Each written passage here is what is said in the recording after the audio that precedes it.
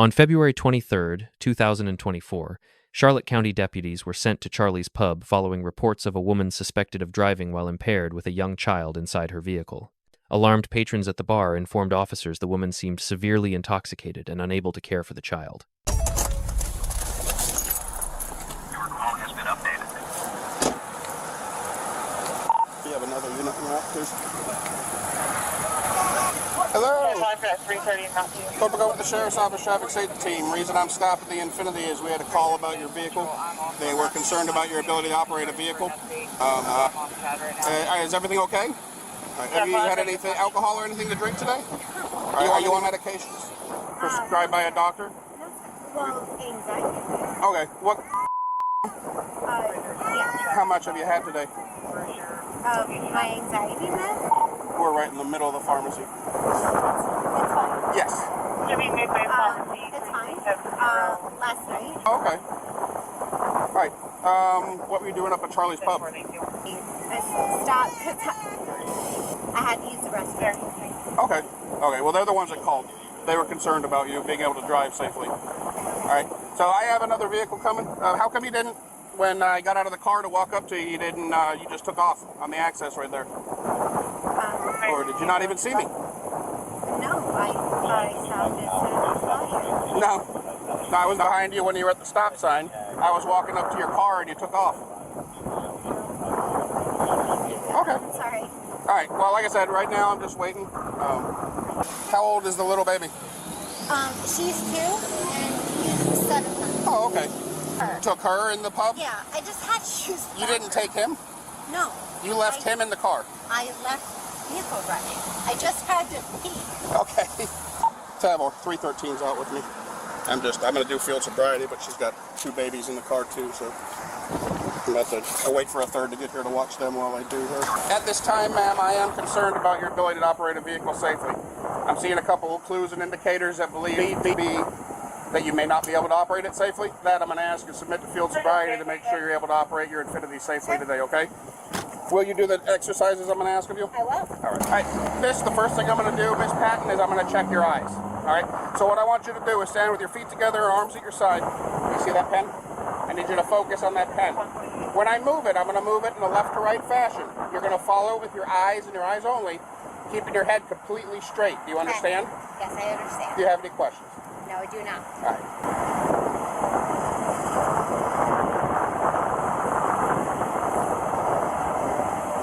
All right, miss, this time we're going to go upwards. Same thing, just your eyes, head straight, okay? Yes, sir.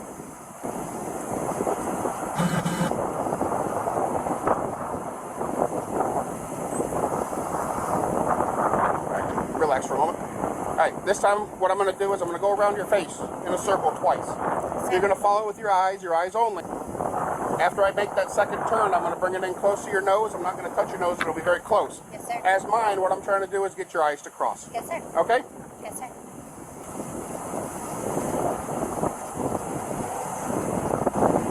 All right, Miss Patton.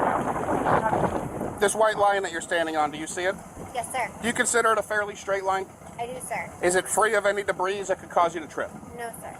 It's not what's on it that could cause you to trip? No, sir. No, sir. No, I asked, is it free of any debris? Oh, yes, sir. Okay. I see that you're wearing sandals. Sir. Would you like to take those off and do it barefoot, or are you comfortable in your sandals? I'm comfortable with my right. sandals, sir. All right. What I'm going to do, ma'am, is this time I want you to put your left foot directly on the line. Take your right foot, place it directly in front of left like mine, arms at your side. Stay in that position. Do not start until I tell you to begin. Sir. When I tell you to begin, though, Miss Patton, you're going to take a series of steps, counting your steps out loud like such. Go ahead and assume the position. Right foot in front of left. All right. Nope, don't start yet. Wait till I tell you to start. So left foot on the line, right foot in front of left, touching heel to toe. Right foot in front of left. Yes, sir, I am ready. I'm sorry. Yes, sir, I am ready. All right, put your right foot in front of left. That's the starting position. Now begin. Yes, sir.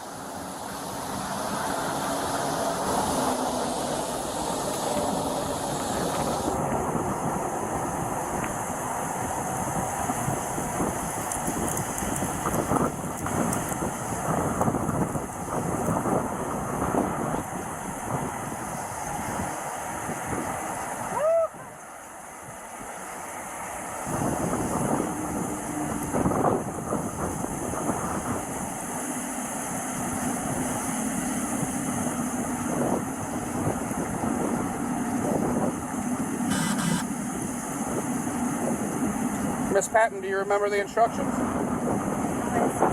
in front of the other for nine Yep. steps? And then turn and go back 9, right? Okay. How many steps did you take? I didn't count. I'm Okay. sorry. Do you want me to start again? No, just continue back the other way.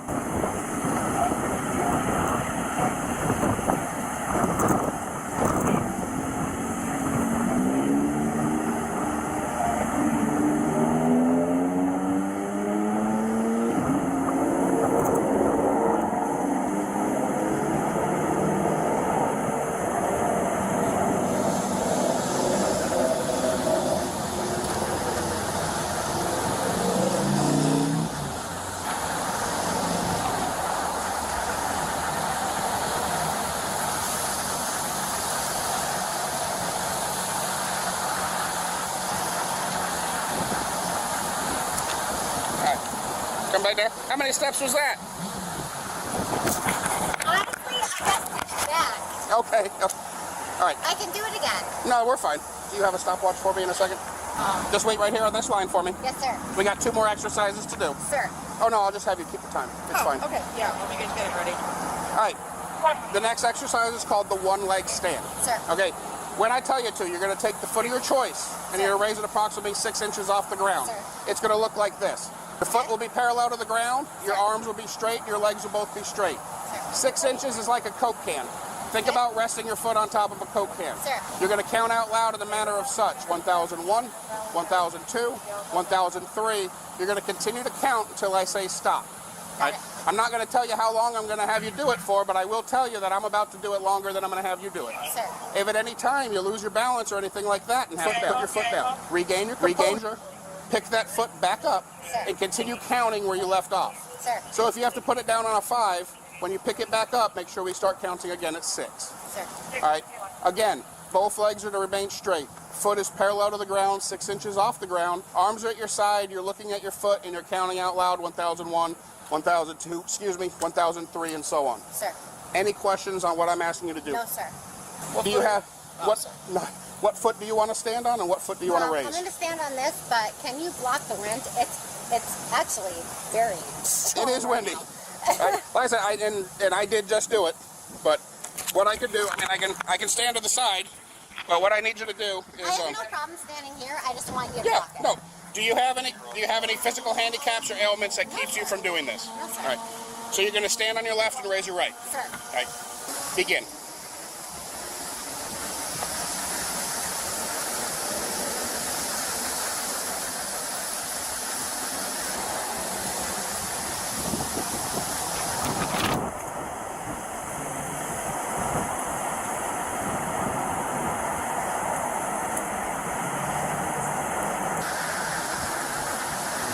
And you can stop.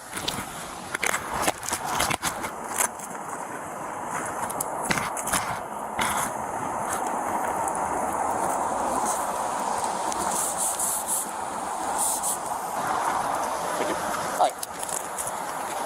Miss Patton, the last exercise is called the finger to nose. Sir. So what I need you to do is take both your fingers like this, index fingers. Now put them at your side, palms forward like mine. Remain in that position until I tell you to start. When I tell you, let's switch sides so the sun's not in your eyes. I'd rather have the sun in my eyes. When I tell you to start, you're going to have your head tilted back and your eyes shut. My eyes are staying open to watch you, but your eyes will be shut, okay? Yes, if sir. I say left, I'm going to call it a series of lefts or rights. Sir. If I say left, it's straight up, tip of the nose, tip of the finger, and right back down to your side. Sir. I will not remind you to put it down. Sir. If I say right, it'll be the exact same. Straight up, tip of nose, tip of finger, and right back down to your side. Sir. So we're clear, that's the tip of the finger. Not Yes. the nail, not the pad, not the sides. Yes, sir. If this is your nose, and that's the bridge, and those are your nostrils, it's literally the tip to tip. So it's like this. Nope, like this. Straight on, and So, then right down. this. This. Just This. like that. Yes, So, ma'am. turn it around to Yep, my... to your nose and right back Sir. down to your side. Sir. All right, Miss Patton, head back, eyes shut, left, right. Remember the instructions. Remember the instructions. This. You gotta put your hand down. Oh, sir. Sorry, sir. Left, right,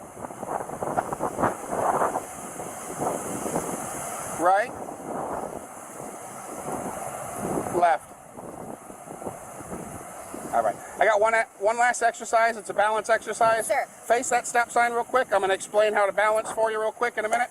Left him at the jail.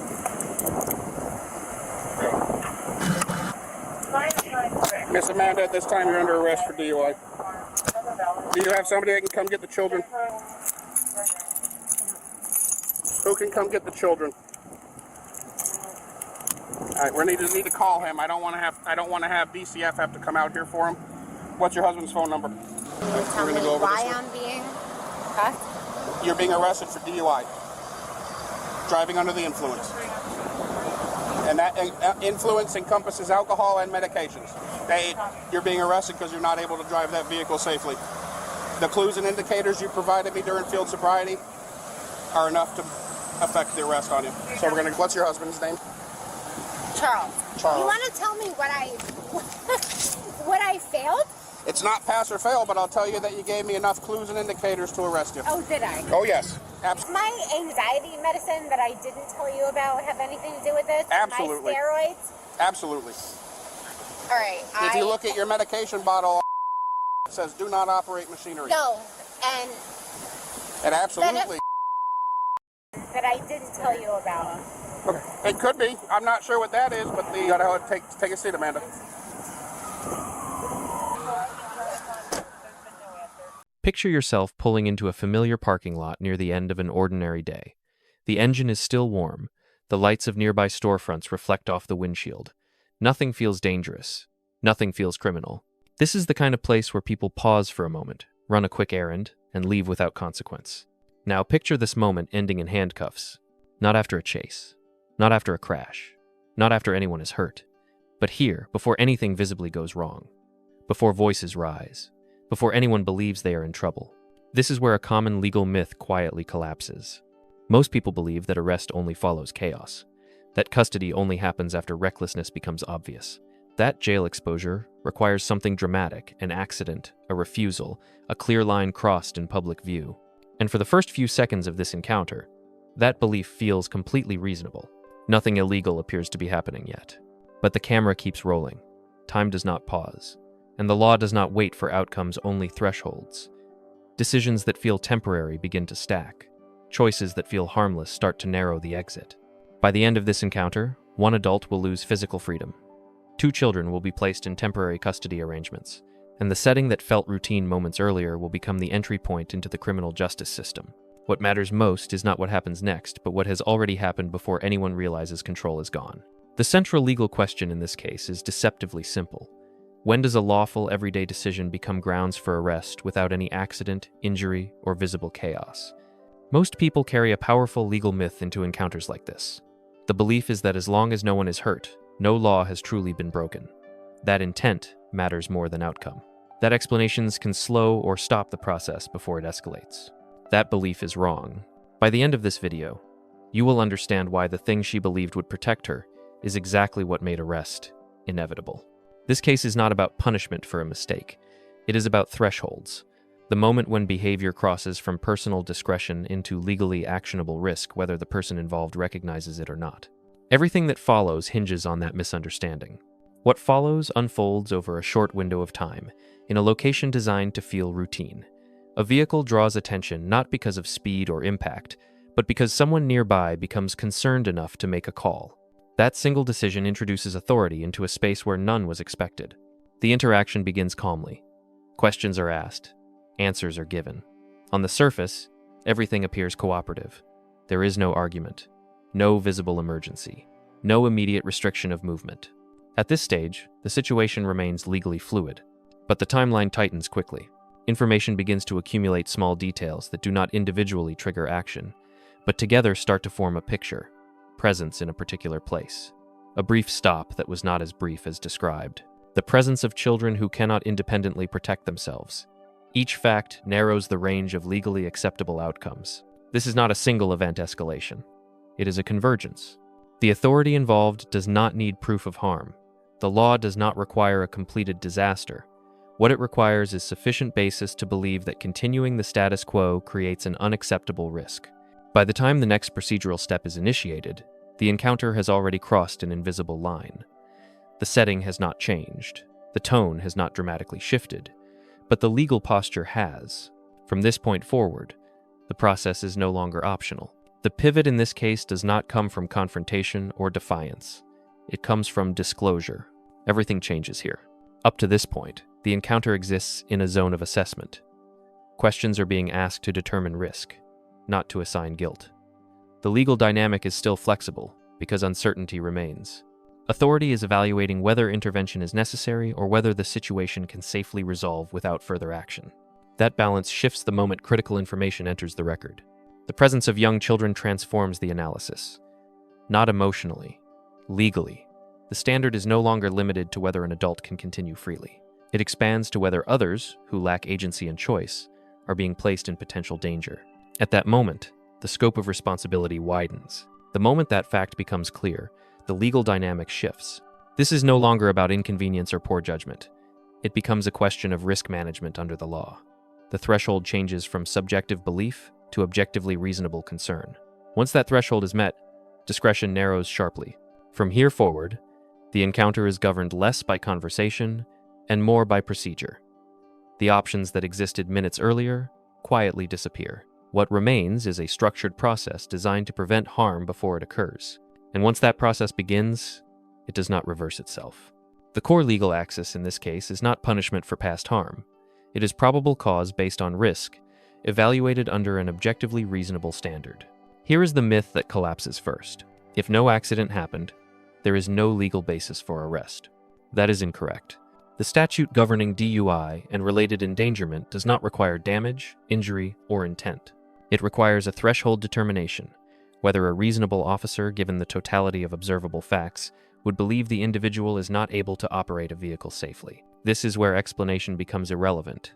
Statements about intent, stress, or necessity do not negate the standard. The law draws a clear line between speech and conduct. What someone says they meant to do does not override what their actions objectively demonstrate. Likewise, annoyance does not equal threat, but risk does not require hostility. This is where assessment becomes action. Field evaluations are not designed to produce perfection or failure in isolation. They exist to observe coordination, attention, and compliance under structured conditions. Errors do not need to be dramatic. They only need to be consistent enough to establish impairment under the statute. This is where discretion narrows. Once sufficient indicators are present, probable cause solidifies. At that point, continuing to allow operation of the vehicle becomes legally indefensible. The officer's duty shifts from observation to prevention. This is where freedom becomes custody. The presence of minors elevates the stakes further. What might otherwise result in a citation now carries the potential for enhanced charges, not because of moral outrage, but because the law imposes a higher duty of care when others cannot protect themselves. At this stage, arrest is no longer optional. It is the legally required outcome of the threshold being met. Two counter-narratives typically surface in cases like this, and neither alters the legal outcome. The first is mental health as a shield. Anxiety, stress, or prescribed medication are often raised as explanations after the fact. Under the law, explanations are not disqualifiers. The test is not why impairment exists, but whether it exists. The standard remains objective. Would a reasonable officer believe the individual could not safely operate a vehicle at that moment? Mental health context does not replace that analysis. It does not suspend the threshold. Conduct controls the outcome. The second is overreaction by authority. This argument assumes discretion remains unlimited. It does not. Once probable cause is established, discretion contracts. The officer is no longer weighing preferences. They are executing a duty. Allowing a potentially impaired driver to leave, especially when minors are involved, would itself violate policy and statute. This is where perception diverges from law.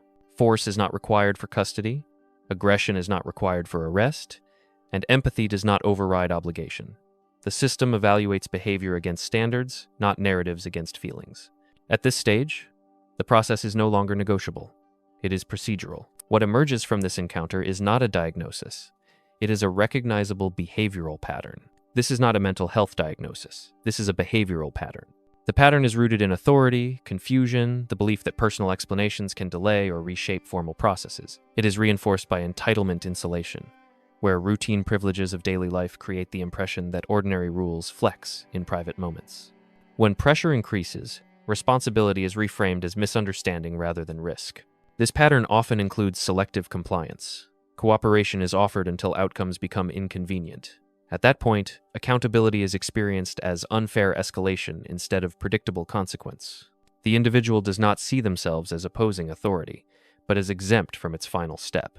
The law does not operate on that distinction. From a legal perspective, behavior either meets a threshold or it does not.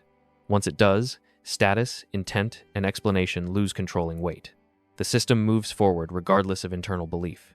This pattern is common precisely because it feels reasonable until the moment it fails. Once the threshold is crossed, the outcome follows a defined legal path. The charge is specific and procedural. An arrest is made based on probable cause. Custody is established. Booking begins. From that point forward, discretion shifts from the roadside to the system. The immediate consequence is loss of physical freedom. Transport, processing, temporary confinement. These are not symbolic actions. They are mechanisms designed to remove risk from public space. When minors are involved, parallel procedures activate to ensure their safety until a lawful guardian can assume responsibility. Financial exposure follows. Bail conditions, fines, court costs, mandatory evaluations, potential license restrictions. Each consequence flows from statute, not sentiment. The law does not recalibrate itself based on intention after the fact. This is where the broader structure becomes visible. The legal system is not reacting to outrage. It is restoring order. It intervenes before harm occurs, because prevention is embedded in its design. Freedom exists within limits precisely because those limits protect others who cannot consent to risk. This outcome is not negotiable once the process begins. It is not reversible by explanation, and it is not personal. The same standards apply in quiet parking lots as they do on busy highways. Order is not oppression. It is the framework that allows freedom to function without collapsing into danger. And once the law steps in to restore that order, it does not step back.